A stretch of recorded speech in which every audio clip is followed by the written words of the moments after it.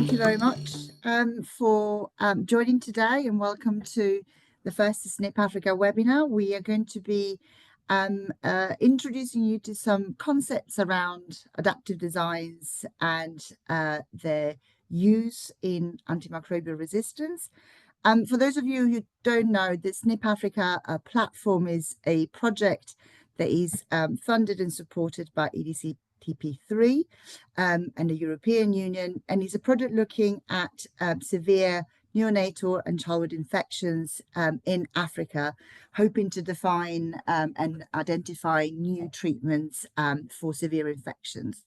It's starting with a platform looking at treatments for neonatal sepsis, but also with a component of identifying new potential antibiotic doses with a PK study, but also has a very healthy component of microbiology surveillance. And the reason why we're here is because one of the objectives of the SNIP-AFRICA platform is to create a network of training and capacity building. So we're very, very pleased to welcome you today. So just to introduce very briefly the panel, I am Francesca Schiavone. I am based at the MRC Clinical Trials Unit at UCL. This is a research institute in London. We specialize in designing and running and analyzing complex trials, particularly those addressing public health questions. And the panel today and the presenters will be Dr. Michelle Clements, a statistician, as well as Dr. Becky Turner. We will give a little snippet of their bio in a second, but I hope you can welcome Michelle and Becky with me to today's talk. So Michelle was going to take us through the adaptive trial designs in AMR. This has been labeled as a statistics presentation today, but we wanted to assure the non-statisticians among you that it's going to be a very approachable presentation that gives a very comprehensive overview of different adaptive trial designs in AMR. And Dr. Becky Turner is going to take us through the practical and smart design, which are two designs that are used in the NeoSet1 trial, a trial that is part of SNIP-AFRICA, and it's the first trial to utilize particularly the practical design. We're going to have opportunity to ask questions and hopefully a panel discussion and Q&A at the end.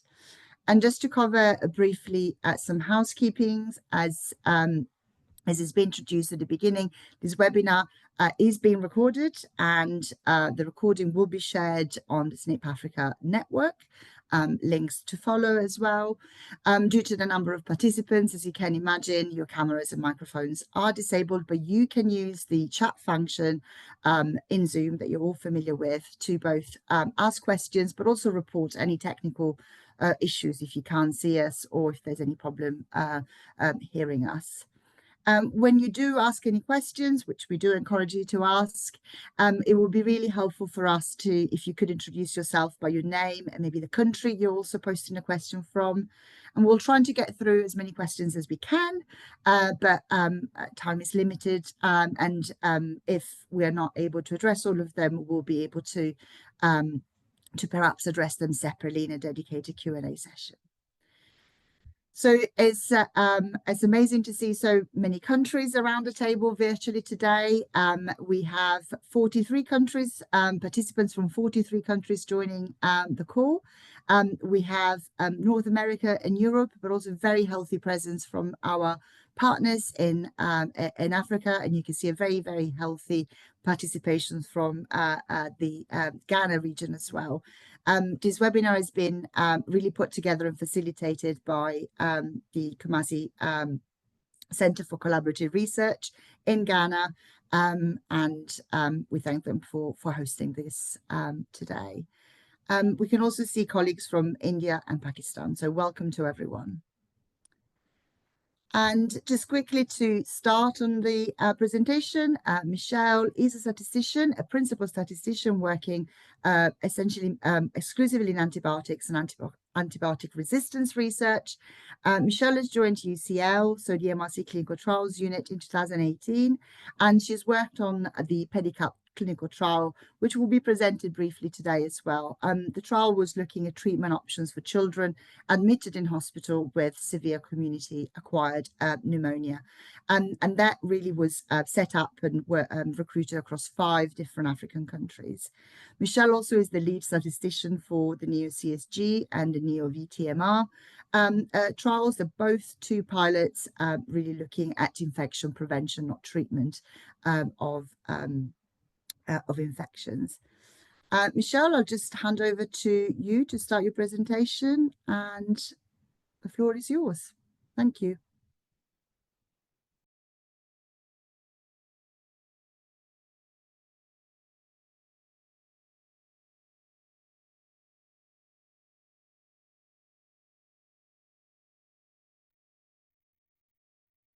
I'm not sure if you're muted, Michelle. We can see the slide moving. Oh, sorry, everybody. Yeah. Hi, everybody. Nice to see you all. As an overview, we're going to be talking, first of all, about classical clinical trials. And then we're going to talk about some new trial design innovations. And then we're going to have a little look at antibiotic clinical trials and why they're different and what are the specific challenges there. And then we're going to have a look at some examples of novel and adaptive trials in antibiotic research. So we've got 5 different trials to discuss with you, some of which I'll be doing and some of which Becky will be doing. So first of all, starting with classical clinical trial designs. Why do we do clinical trials? Well, first of all, it's to find effective treatments for illness. And one thing we do need is we need uncertainty in which treatment is the most effective. And we call that equipoise. And so if we have equipoise around which treatment is the most effective, we randomize to the different treatments. And the reason we do this is because this breaks any links between the treatments and the outcomes that might exist in observational studies. So the classic example of this that I've got on the right here is when there was debate about whether smoking caused lung cancer. There was a lot of discussion around if there was some undefined, maybe genetic component that predisposed people to both the smoking and the lung cancer. And so if you could have randomized people to smoke or not smoke and then follow them, then you would be able to ascertain whether smoking really did cause lung cancer. Now, that's not a very ethical trial because you're potentially putting people in harm, but the principle remains for treatments that sometimes you get some groups, specific groups of people taking some treatments. And so it can be confusing to figure out which is the most effective. Whereas if you randomize, it breaks all those underlying links. And then when we're designing a trial, in the classical framework, you have your eligibility criteria. You then randomize, often 1-to-1, so that's 50% in each, but sometimes those ratios differ. People receive either the control treatment, which might be a placebo, or it could be an active treatment, or they receive the intervention treatment. Then you follow them for outcomes. You analyze the outcomes, and then you report the differences between the 2 groups. And when we are formalizing this, we often think about PICO, so population, intervention, control, and outcome, which has been extended recently to incorporate estimands as well. So when we're thinking about the population, we're thinking about where to generalize results to, who is it that we're really wanting to target. Intervention and control, we're thinking about what am I most interested in testing? What sort of difference would we need to detect between the groups? And also, what do we mean by control? And then when we're thinking about the outcome, there's issues around how easy it is to measure, how much it can be impacted by the different treatments, and then also that contributes towards discussions around how big the trial should be. So when we're looking at the population, the outcomes, interventions and control, all of these decisions when we're designing a trial are interdependent. So you change one thing, something else might change. And the optimal answer can differ in different contexts. So one of the big contexts is if you've got an early phase dose finding type trial compared to a late phase efficacy or safety trial, the decisions that you make will be different. And in this talk, we're mainly going to be talking about phase 3 or 4 type efficacy trials. And we're going to be focusing on trials that we're involved in implementing so that we can show you examples as well and not just be telling you the theory about the different trials. So what are issues with traditional trial designs? So traditional trial designs have been very effective, but there's a few drawbacks. So first of all, if you're just picking one choice of control and comparator, that's you're taking a big gamble on what your choice of control and comparator is, and we'll come back to this quite a lot more. Clinical trials overall take a long time to set up and run. And in traditional designs, you're looking to just answer one question, so it's not very efficient. The trial closes at the end and the expertise can then scatter. So you've spent a very long time building up this very good team, and then when the trial ends, everybody can just go off and do different things. And I've also put a question there of what if a new better treatment comes along while the trial is running. So if there's another trial that finds an effective treatment, what happens then? Do you just have to stop because something effective has been found?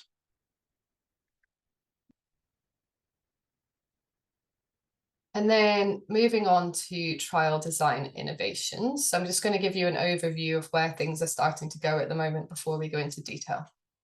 So there's been two big kind of innovations in trial designs. First of all, there's platform trials. So that's when you test multiple treatments at the same time. So I've got a little trolley on the right-hand side there that's got a few different types of boxes on it, which I'm thinking represents the different treatments. And you can kind of load all these treatments onto the platform of your trolley and off you go. So you're not just picking that one treatment intervention and control, you're having multiple treatments. And then the second big innovation is adaptive trials. And that's when you're allowing modification of the trial plan or protocol during the trial, and that the modification is based on available data. So that could either be data from the trial that you're conducting, so as you're going through, you're making adaptations, or it can also be when there's data from other trials. You can sometimes incorporate data from other trials. So how do platform trials with multiple treatments and adaptive trials where you change the plan, how do they help with the issues that we identified before? So the first issue was you take a big gamble on your choice of control and comparator. And this platform trials really help for this, because then you can have multiple treatments. So you're not just identifying that one that you really hope will be effective.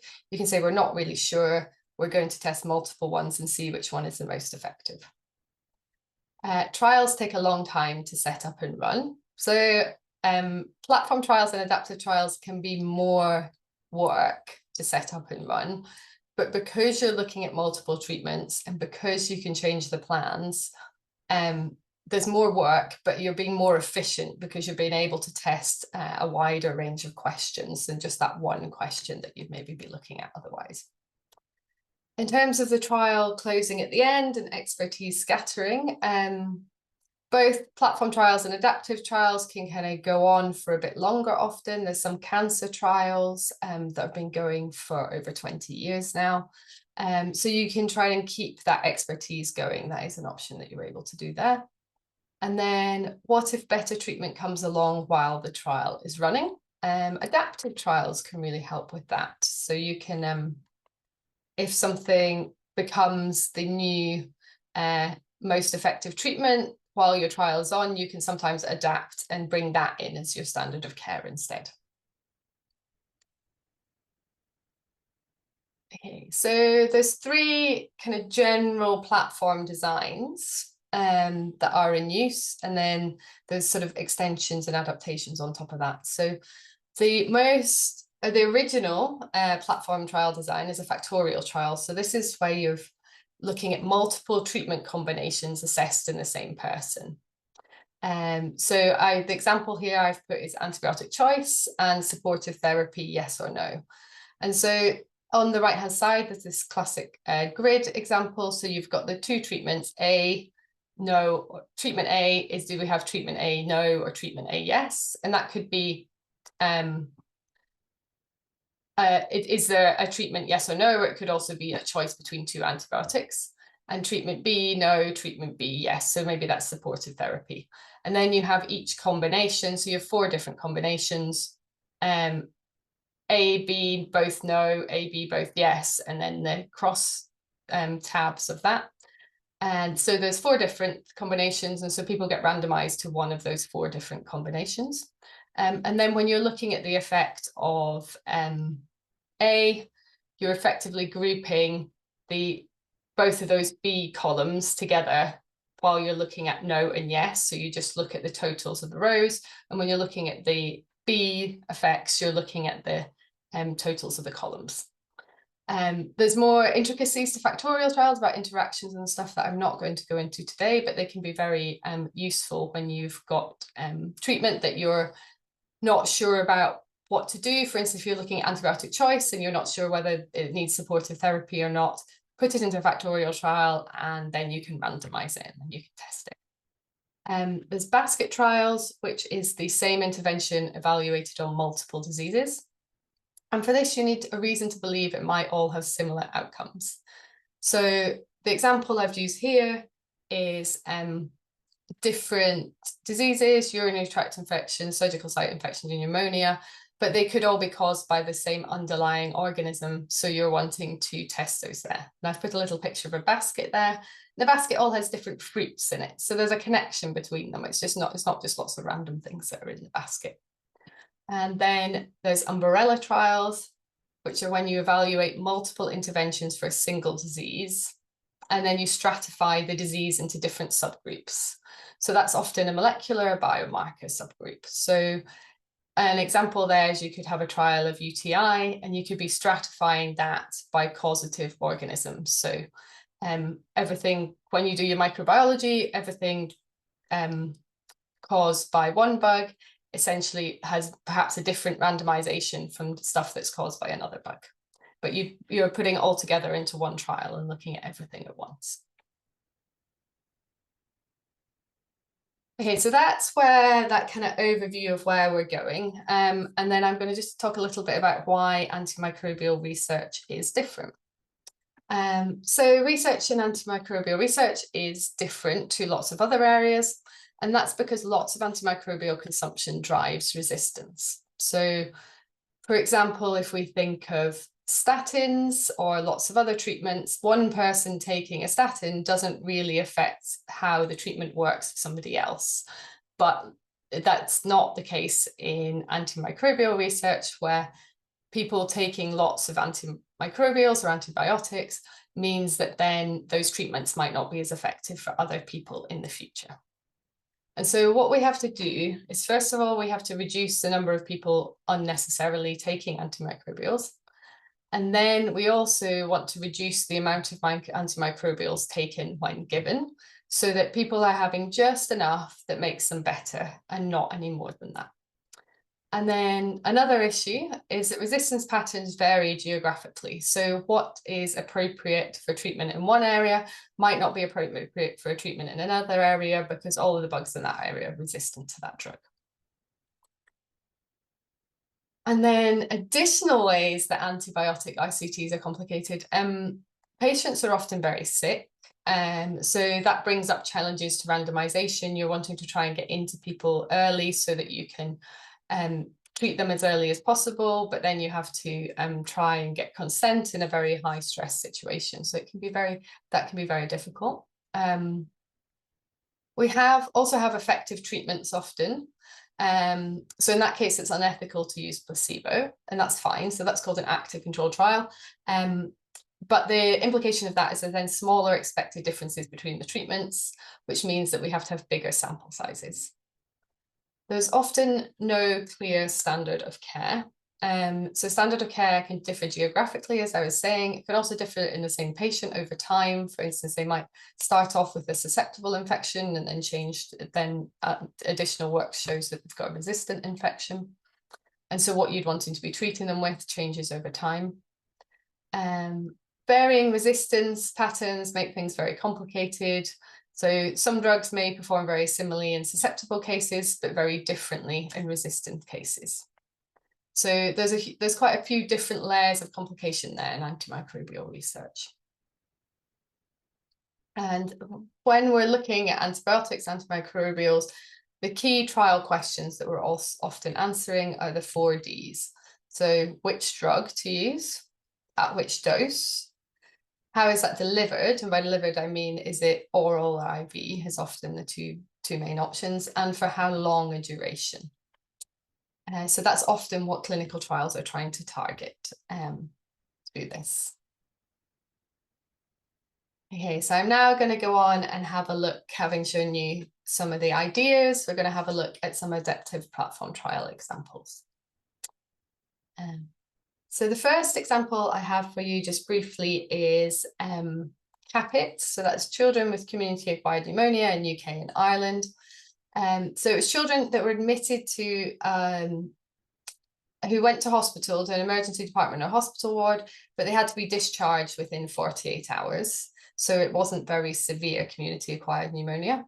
And this was a factorial trial. So they were looking at that the children were going home with oral amoxicillin, and they were having low dose oral amoxicillin or high dose oral amoxicillin, or short duration oral amoxicillin or long duration oral amoxicillin. And then you can see those different 4 combinations there on the right hand side. And so the children were randomized to one of those 4 combinations. And they found that lower dose outpatient oral amoxicillin was non-inferior to higher dose, what's highlighted in the text, and the 3-day duration was non-inferior to 7 days. So they were able to answer 2 questions there, both about dose and about duration. And that trial was ran from the MRC Clinical Trials Unit at UCL, and then also people from City St George's. And then I'm going to spend the rest of my talk talking a bit about response over continuous intervention, known as ROCI, and these were previously known as durations designs. So many antibiotic trials, when you're trying to use antibiotic trials, there's been a big movement in trying to reduce the duration of antibiotic treatment, because the duration of antibiotic treatment is often not evidence-based, it's often just been chosen arbitrarily. And if we reduce that duration, then we're reducing antibiotic consumption.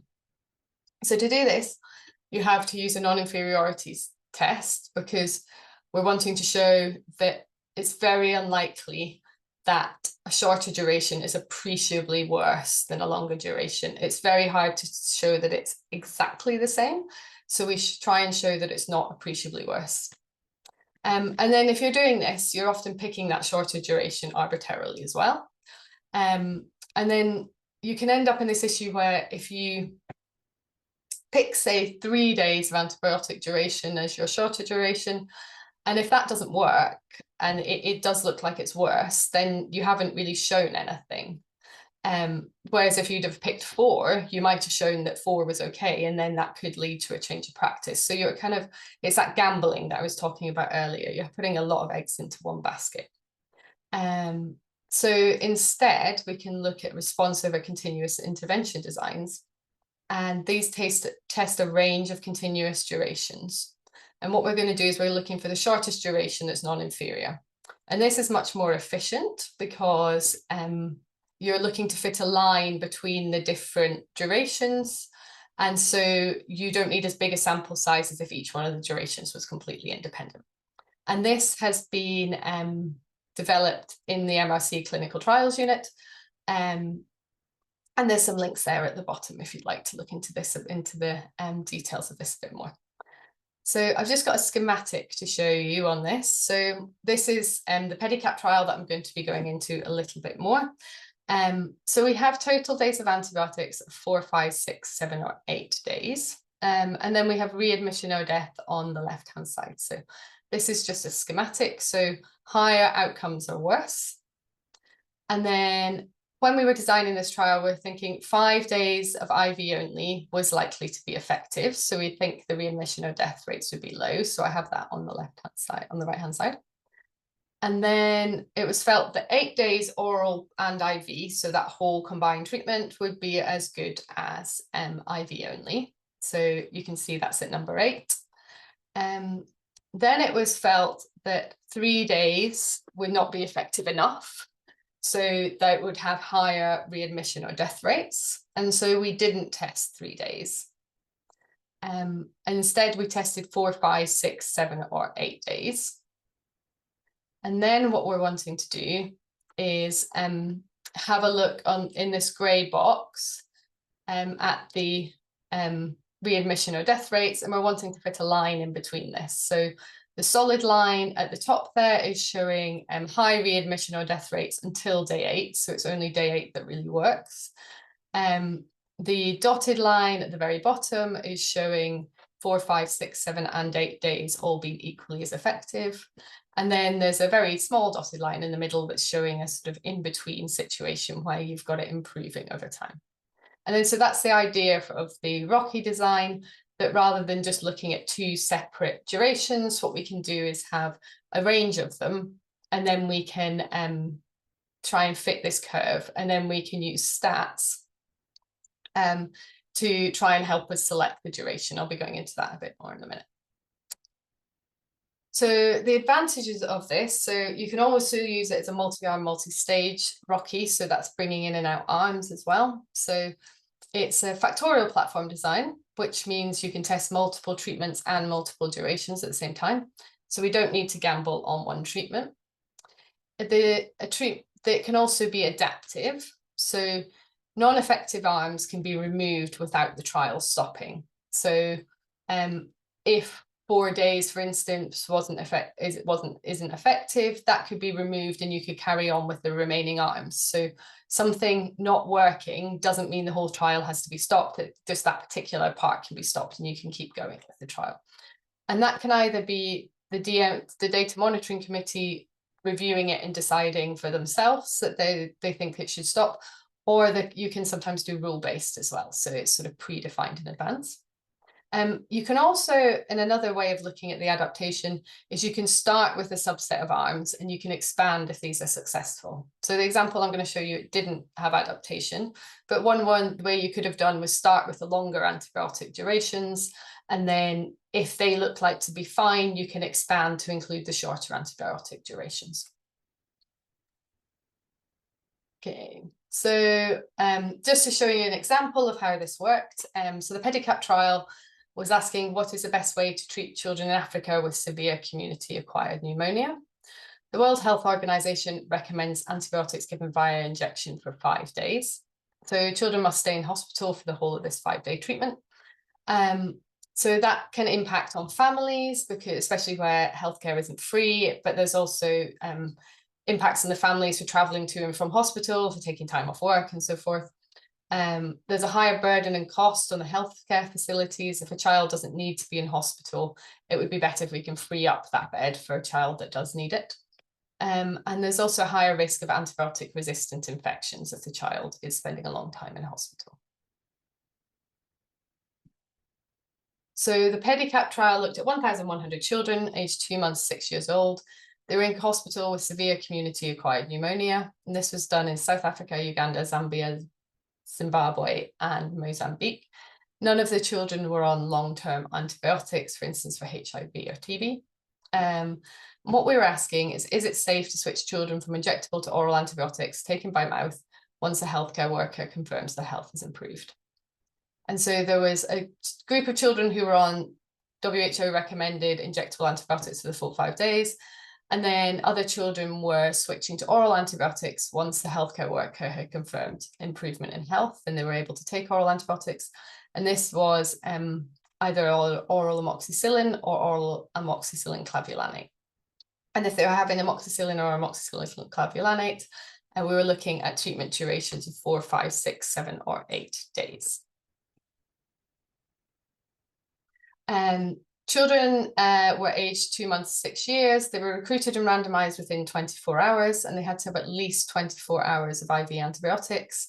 And then there was a group of 100 who stayed on the injectables for 5 days, 500 who stepped down to oral amoxicillin, 500 who stepped down to oral amoxicillin clavulanate.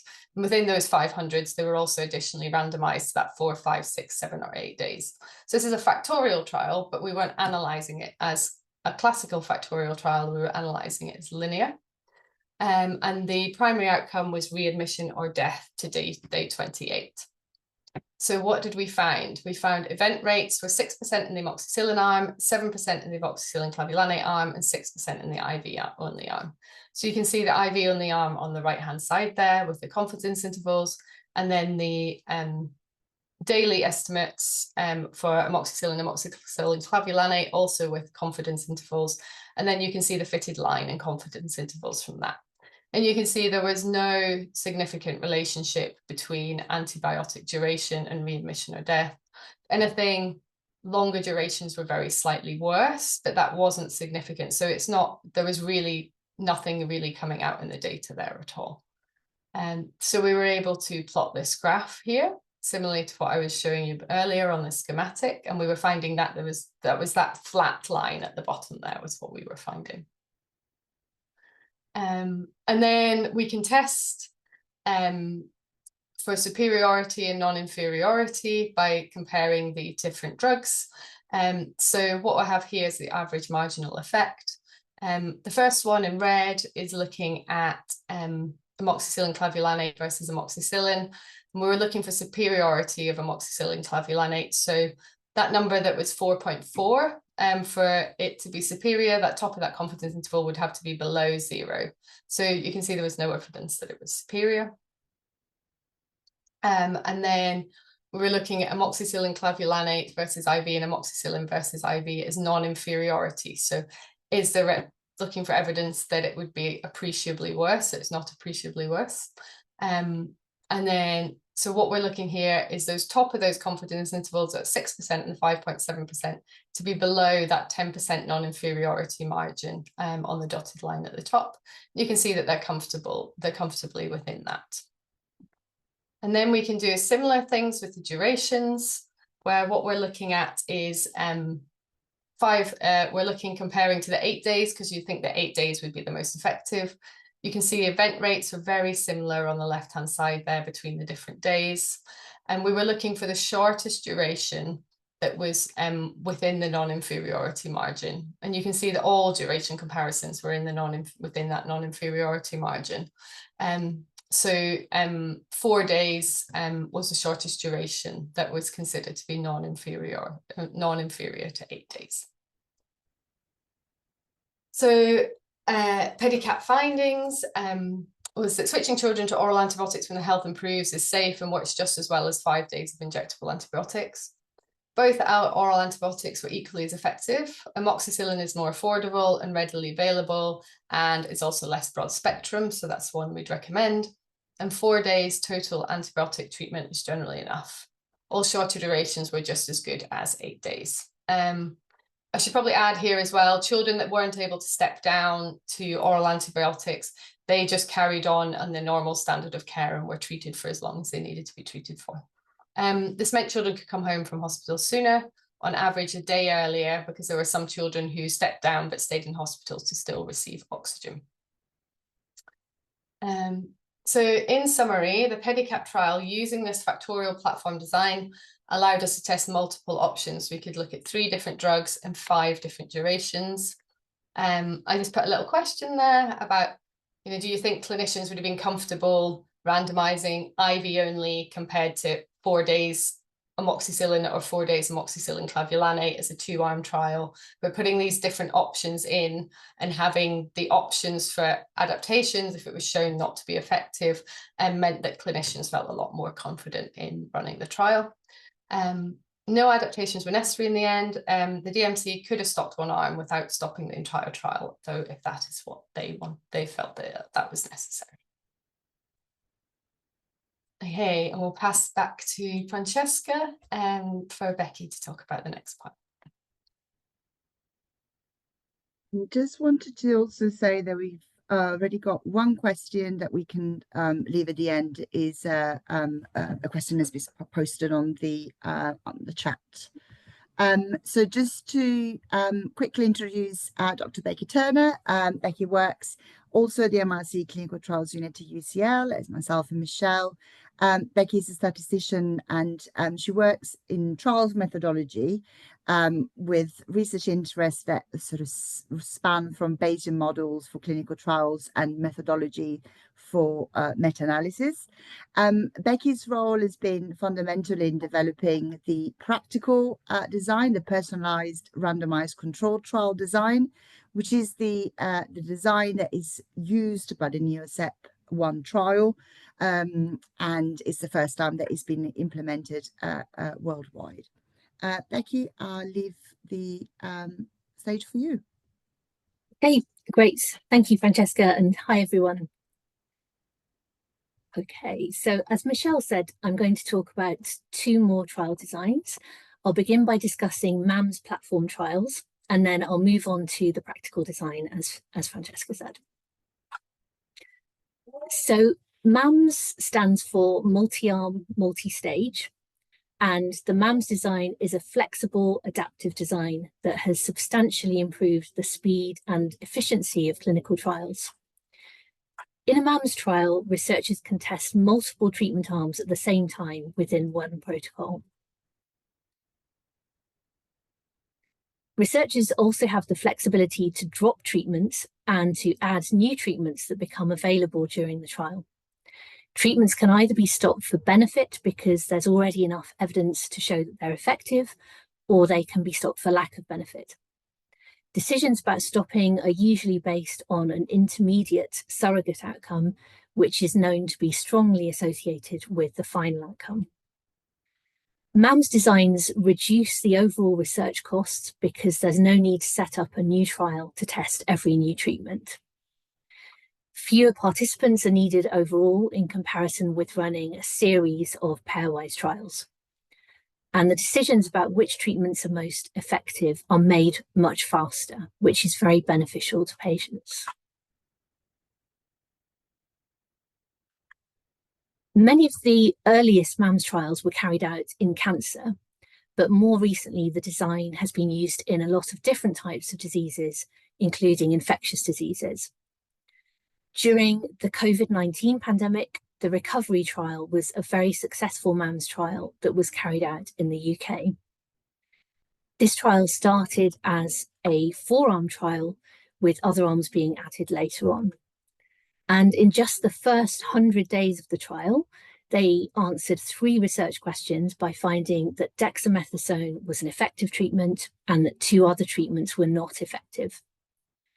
Later on, the trial went on to identify 3 more effective treatments for COVID-19 and also showed that 6 further treatments were not effective. The recovery trial was able to provide convincing results to influence changes in clinical practice. And in a pandemic setting, it was important that effective treatments were identified as quickly as possible. The Solidarity trial was another example of a MAMS platform trial evaluating treatments for COVID-19, and this recruited patients across 30 different countries.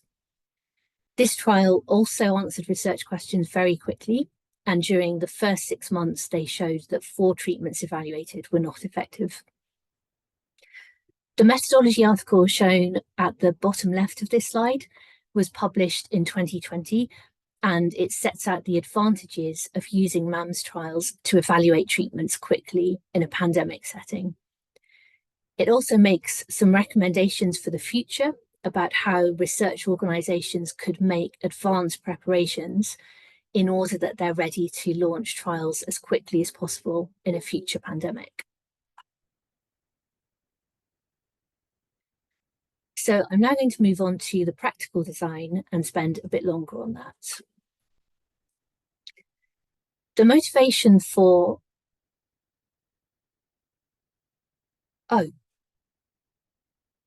sorry, no, that's right. Yeah, okay. The motivation for the new practical design has come from thinking about how to carry out trials when there's no single standard of care regimen. There may be no recommended standard of care treatment because guidelines and clinical practice suggest multiple options, and different clinicians have different views about which one is best. Or even if there is standard of care treatment, it might be that not all possible interventions would be considered suitable for every patient in the target population, and this could cause problems with recruitment and also with generalizability. The motivating example that I'm going to discuss initially is a trial designed for evaluating antibiotic regimens for extremely drug-resistant bacterial infections. So after testing for antimicrobial susceptibility of the specific infection, it's likely that some treatments will be unacceptable because the infection is already resistant to these particular drugs. And this might vary across geographical locations. And Michelle has already discussed some of this. Clinicians are also likely to have different views about the multiple licensed antibiotics and might choose different antibiotics to use. Patients will have varying comorbidities and toxicity profiles, which will mean that certain antibiotics are contraindicated for certain patients. And a different concern is that if a certain treatment is unavailable locally, then it might not be considered ethical to randomize to this treatment in that location because there would be no benefit for future patients. All of these issues make it very hard to choose a set of treatments to which we could be confident of randomizing a large number of the target patients. Thinking about these issues led us to propose the practical design. So this is a new trial design where the trial will include a network of treatments of interest. For example, it might include 10 treatments. Of these treatments, patients recruited to the trial will be randomized only to treatments that are acceptable for that patient. And we call these treatments the personal randomization list or pattern for that patient. The objective of the trial is to obtain a ranking of treatments that can be used to guide clinical decisions about which of the acceptable treatments is likely to be best or one of the best. Here's an example of how the randomization might work in this design. Suppose we're running a trial to compare these 10 treatments listed for treating serious carbapenem-resistant infections. Then, if we have a patient with severe renal impairment, so this is patient 1, they can be randomized to any of treatments A, B, C, and E, for example. To these 4 treatments will form the personal randomization list for that patient. Then patient 2 has a history of heart attacks and can be randomized between any of the treatments except for E, G, and H. So these form the randomization list for that patient. Patient 3 can be randomized between a different set of treatments, and so on. When we're analyzing a practical design, we have to use methods of statistical analysis that respect the randomization. So direct evidence on treatment differences will always be obtained from patients who have the same personalized randomization list or pattern. But we can also make use of indirect evidence on treatment differences by pooling evidence across patterns. So in this figure, we have 2 different ways of estimating the difference between treatments A and C. We could estimate it directly from all patterns which included treatments A and C as an eligible treatment. Or we can estimate it indirectly by using results from patterns which compared treatments A and B, together with results from patterns which compared treatments B and C. And this is analogous to what researchers do in a network meta-analysis, where indirect evidence on treatment effects is obtained from trials comparing different pairs of treatments.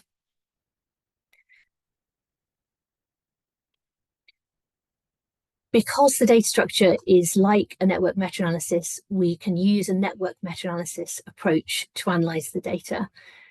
And so here we're treating a subgroup of patients who have the same randomization list as being equivalent to a study in a network meta-analysis.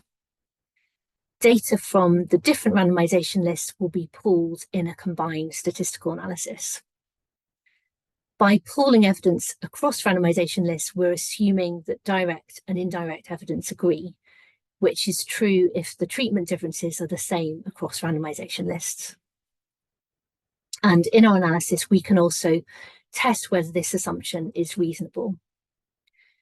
Using this approach means that we get an overall ranking of the treatments compared based on data from all the patients in the trial. And in practice, clinical decisions will be informed by rankings for both efficacy and safety, together with the estimates of relative treatment effects.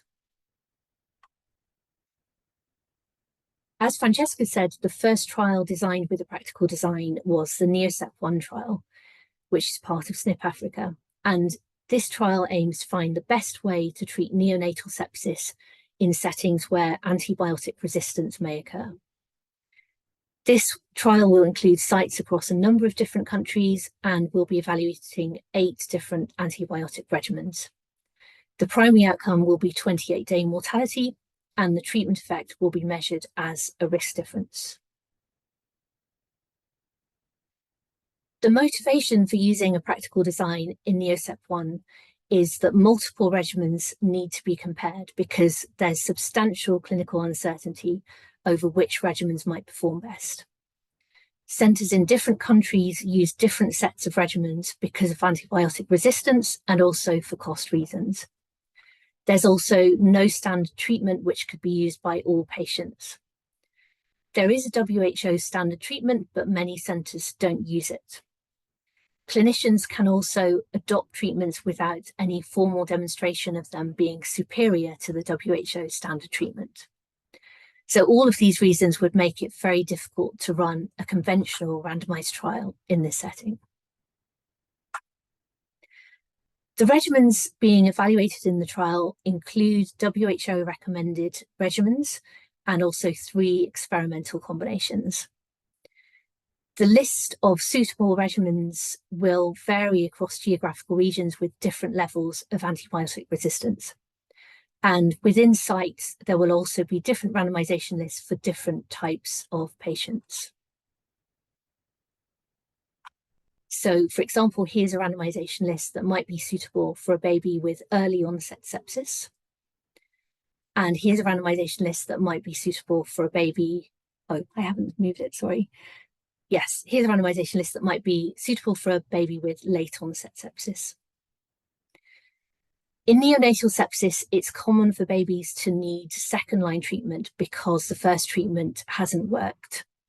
And in the NeoSEP1 trial, the investigators decided to accommodate this by using a smart design where a second randomization will be performed when it's needed. In a smart design, a second randomization is carried out for non-responders who need second-line treatment. And this is done instead of pre-specifying which second-line regimen should follow a particular first-line regimen or allowing clinicians free choice over the second-line regimen. The motivation for randomizing is that there is clinical uncertainty about which regimen to use at second-line, and we will continue to get randomized evidence about the relative effectiveness of the regimens used as second-line treatment. The second randomization will also be a personalized randomization. The set of second-line treatments that are considered clinically appropriate depends on which first-line treatment the baby received and also on the site characteristics.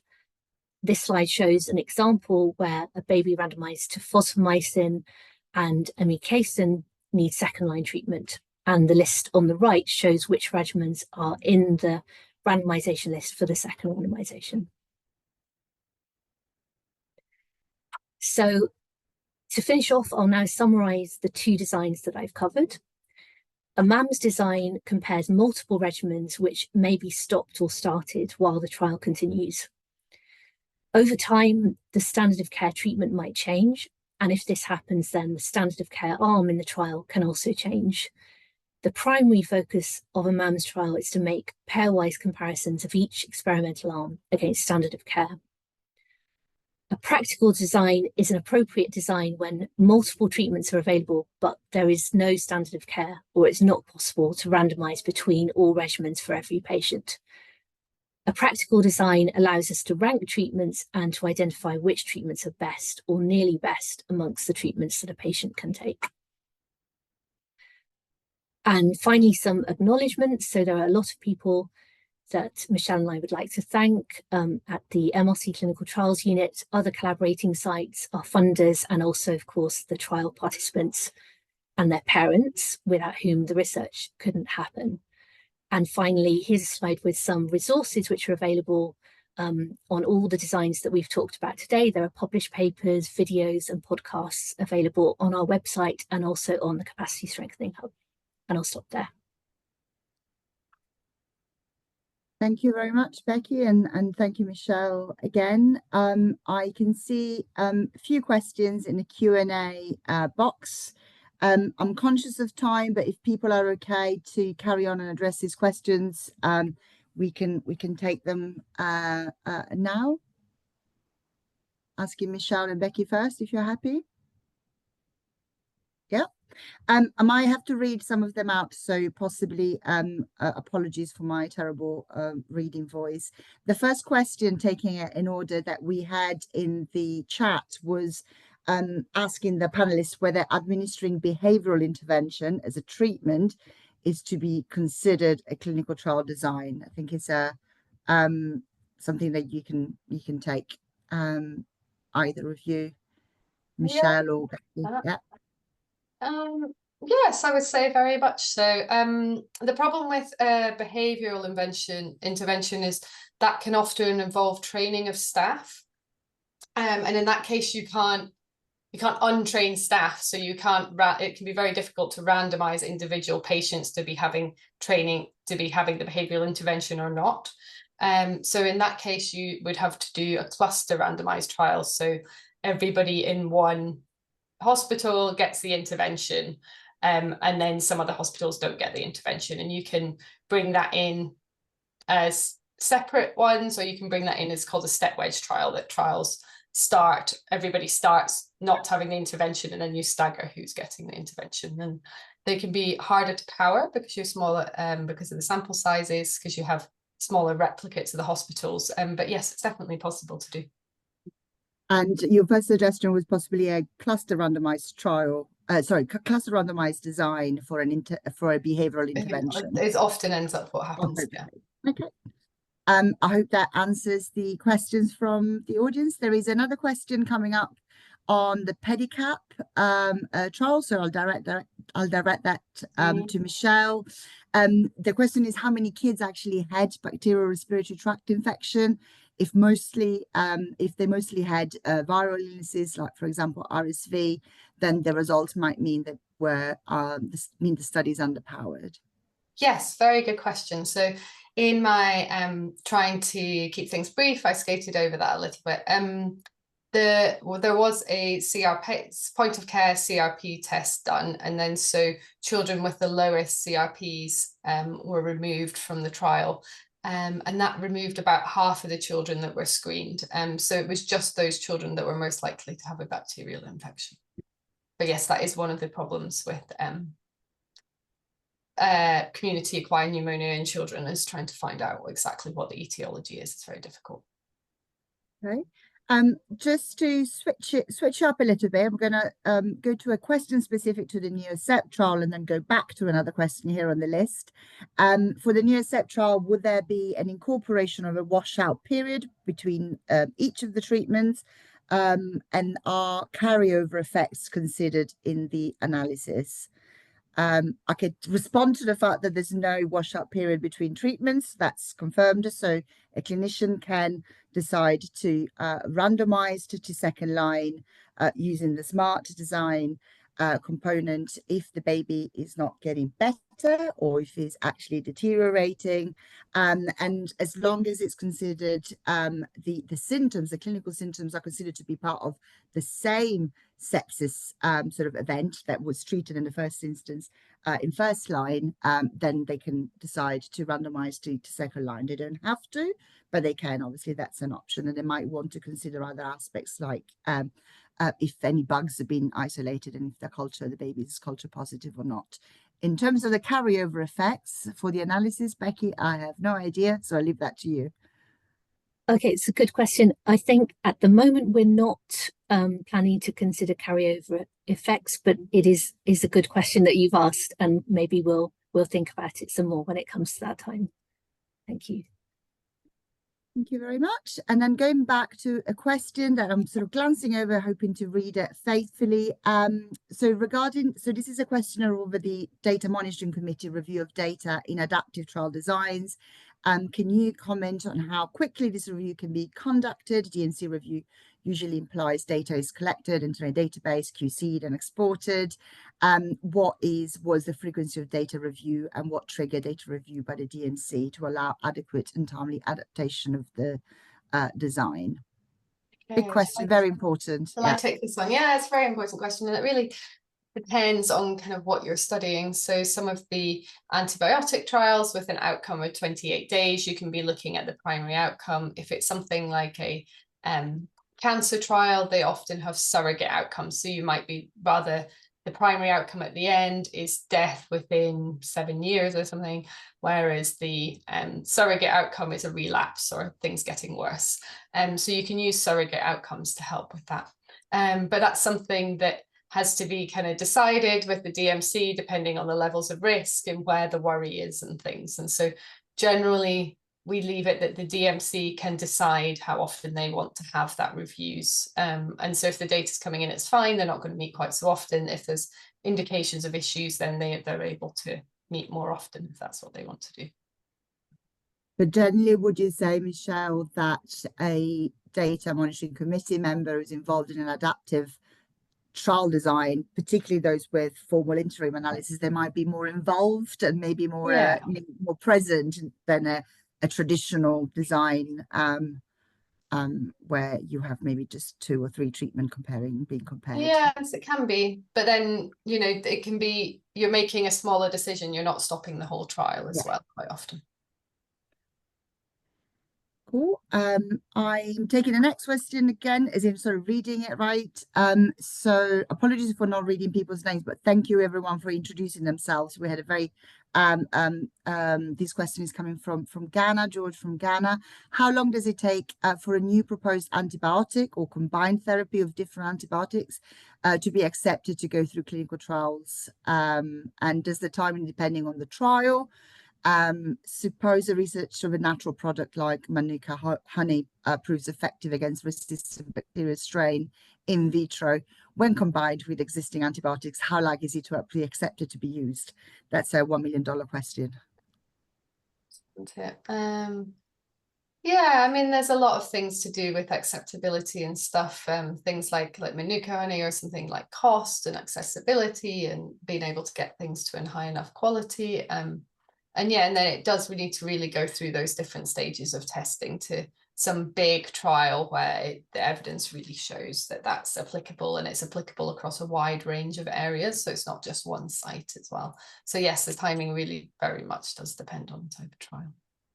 But in the settings, for example, of Pedicap or Neosep, we are working with antibiotics that are licensed, that are currently being used in clinical practice, albeit in some circumstances like fluomoxif and fosfomycin. These are not licensed for neonatal sepsis, or at least not globally and not in Africa.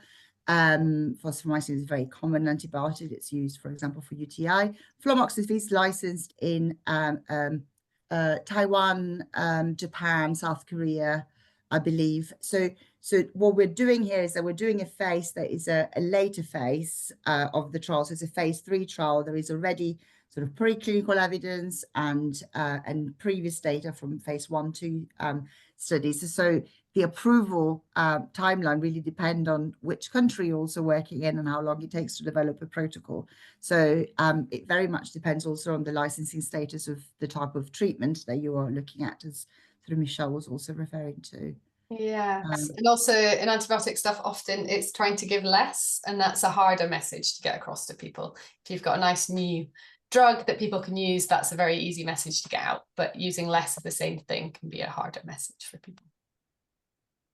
Thank you very much, Michelle. And from an ethics point of view, sorry, another question from an anonymous attendee. From an ethics point of view, Practical plus Smart raise better queries from ethics committee, easier to be approved or get more questions to be explained? I can take this because we're going through the approval process. So far, we have had some very good engagement with both regulators and ethics in sub-Saharan Africa. And as part of this SNIP-AFRICA project, we also have had some workshop and discussions with different regulators in Africa and ethics committees. They're very interested in the design. When it comes to actually reviewing the specific protocol, let's talk, for example, about the NEO-SEP trial. Interestingly, we haven't had any questions being raised about the design per se. Maybe that's an indication that we explained it very well. Maybe it's also an indication that's been very well understood. But the question really are around, for example, the population being investigated, the presence or absence of microbiology sort of endpoint. So it actually has been relatively smooth as far as explaining the design, but I think is also the result of the fact that we're being actively, proactively engaged with regulators to make sure that this new design and the combination of the designs is well understood, as well as why we need it and why we're doing it. I think what would be, if I could preempt a question that might come, what I find that could be challenging for the NEO-SEP trial is explaining the results, because the results are not going to be explained or presented in a traditional way of A is better than B, but actually a ranking against the primary and secondary outcome measures. So we have to do a little bit of work explaining these results, not just to ethics committees, but also to parents and mothers who've taken part to the trial. So that's some work that we need to do in the future. And then the other question is actually, again, sharing more on the ethical issues during these trials. It's quite broad. So at the moment, I can't necessarily pinpoint an ethical issues per se. We're working obviously with a vulnerable population in NEO-SEP specifically, and pedicap will be children, so obviously neonates and children. So intrinsically there are some ethical sort of question over, for example, the number of venipuncture sort of assessments and lab tests that are required over and beyond the standard of care. In both cases, although I haven't worked on the pedicap trial, and Michelle can answer to that, but in NEO-SEP, we are keeping the assessment as close as possible to what is clinical practice. We want this trial to be very, very pragmatic and very close to what clinicians do day to day. We don't want to expose babies to unnecessary draw of blood, for example, and exposing to pain when they're already in a critical condition. And this is typical in neonatal trials. And what we also have done as much as possible is that when we have had a draft protocol, we've discussed a lot of the ethical implications and ins and outs with prospective investigators to maybe see whether we missed something. So the first thing that comes to mind to me is really how many assessments you do on these babies and how much you can also do to do as much as possible while the baby is in hospital rather than calling parents back in for assessment. So we have, for example, allowed for the day 28 follow-up, that telephone follow-up takes place. So there's no unnecessary cost and burden and loss of earnings from the parents, but it's still possible to gauge the outcome measures of mortality and vital status. Yeah, just to chip on that and a related issue, with the feedback we've been getting from sites and hospitals is that it isn't too complicated to recruit patients and ask parents about the treatments, because sometimes if you have a two-arm trial, then people think the new one, well, that's obviously better, so I want that, and if I don't get that, then that's a bad thing. Whereas if you're saying, well, we really don't know, we've got a whole heap of things that we want to test, that is you really saying that you don't know. So there can be a bit more comfort in that, in a maybe a paradoxical way, but I think that does make sense. Thank you. I don't see any more questions in the Q&A box. I'm just going to have a quick look in the chat. What I can see is some lovely compliments and thanks from the attendees. And thanks everyone also for introducing themselves in the chat box. It's been really helpful and for being supportive.